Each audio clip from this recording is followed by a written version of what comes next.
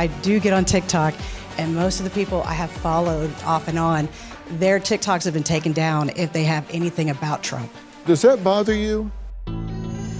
Longtime trial lawyer, you've been in trial services forever. You know, people just have a shorter focus span.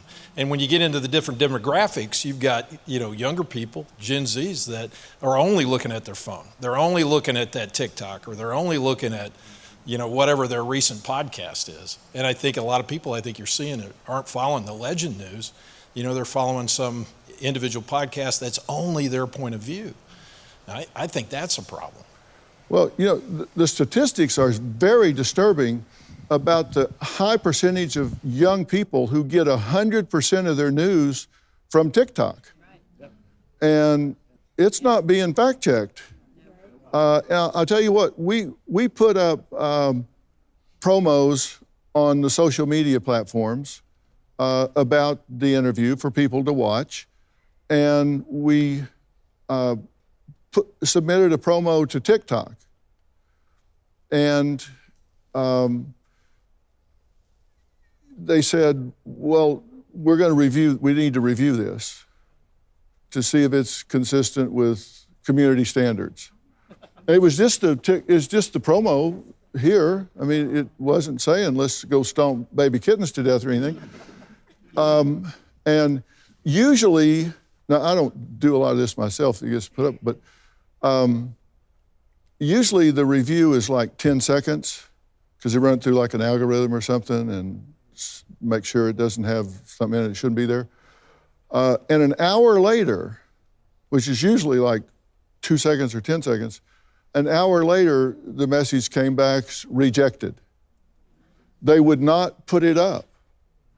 And which is really disturbing to me because it was just a news promo. It was just a news promo.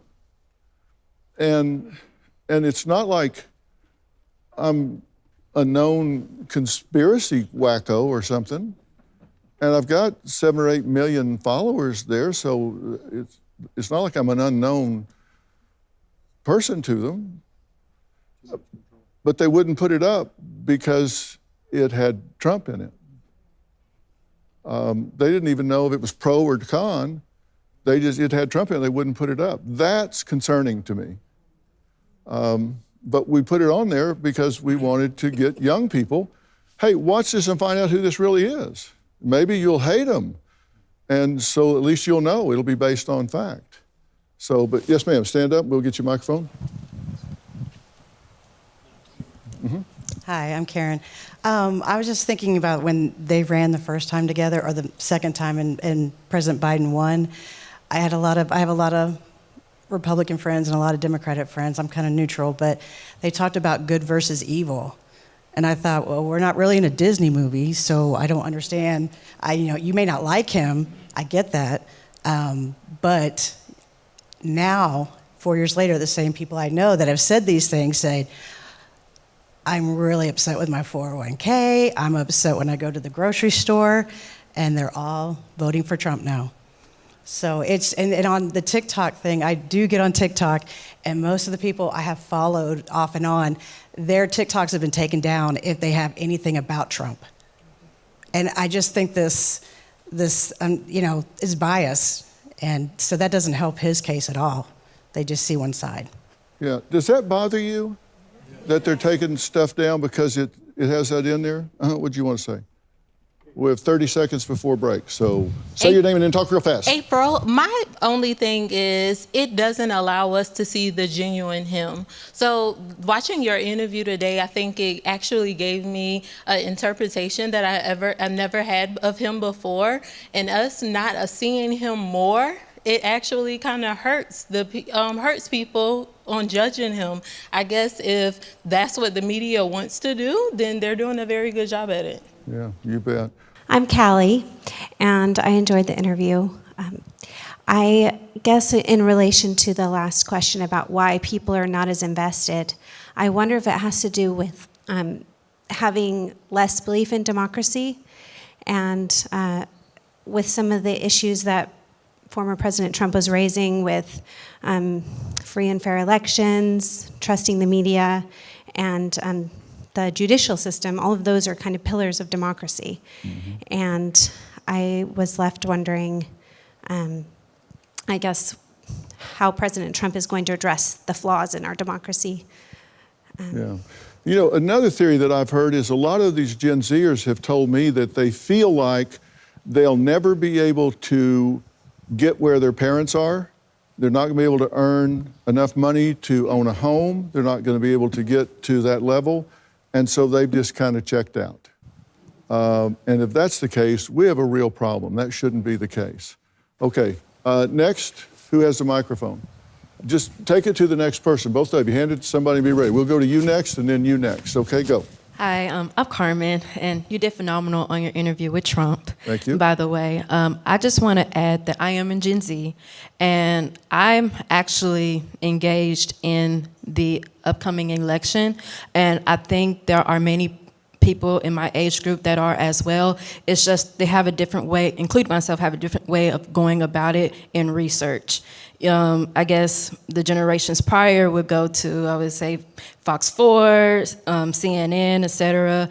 But like some said, we go to Facebook, TikTok, Instagram, because we feel, as a whole, we feel like the streaming sources are biased. So we go to social media, even though there may be some bias in it as well. It gives us more. It gives more information for us to like think more and to have our own outlook on it. Do you ever check to see if something's true? Yes. Have you ever been to a library? It's a big building with books. Yeah. I mean, you actually have been to a library? Yes. Because most people don't. I haven't been to one in years.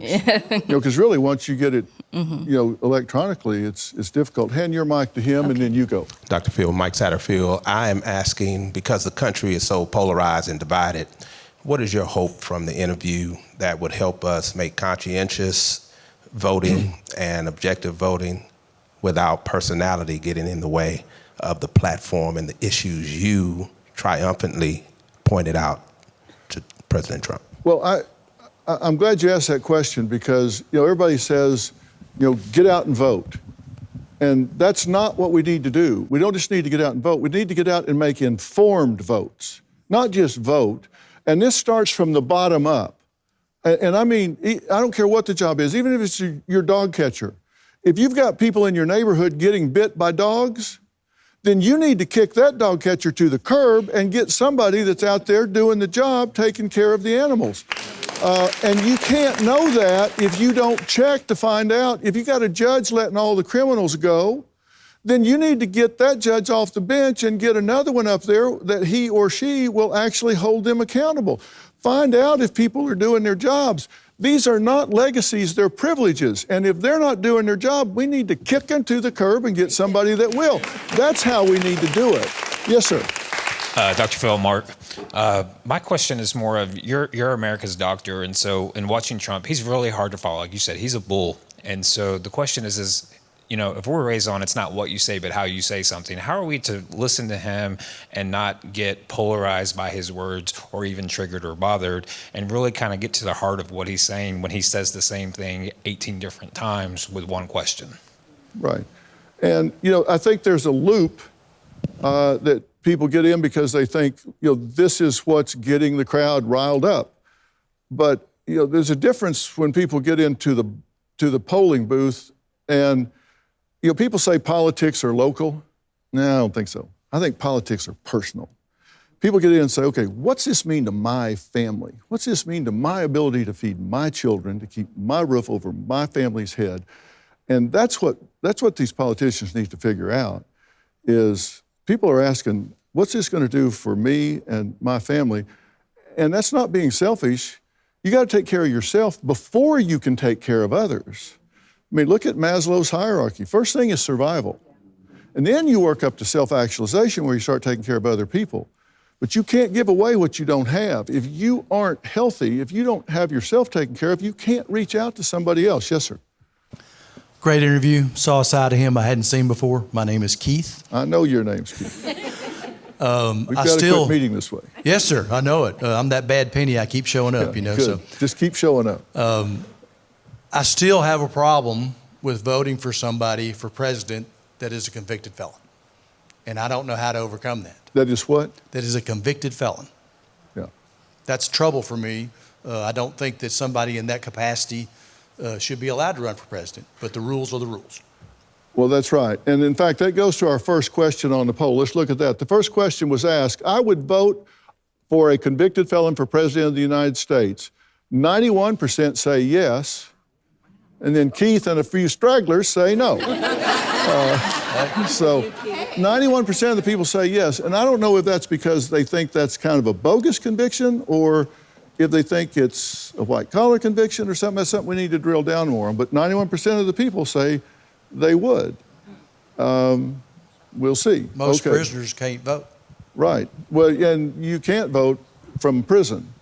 But actually, a convicted felon can't vote in Florida unless they're under New York law, which is interesting. Then they can vote in Florida. So, yes, ma'am. Hi, Nova. So I was here Monday, and I stated that I was formerly a Democrat, now Republican, and I'm still undecided.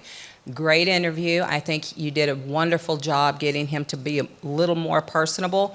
I thought it was really funny how he took your stats and was really like, oh, you know, when you showed him the stats on everything, I was like, I wondered if you gave him a copy of that because he was so impressed with his numbers.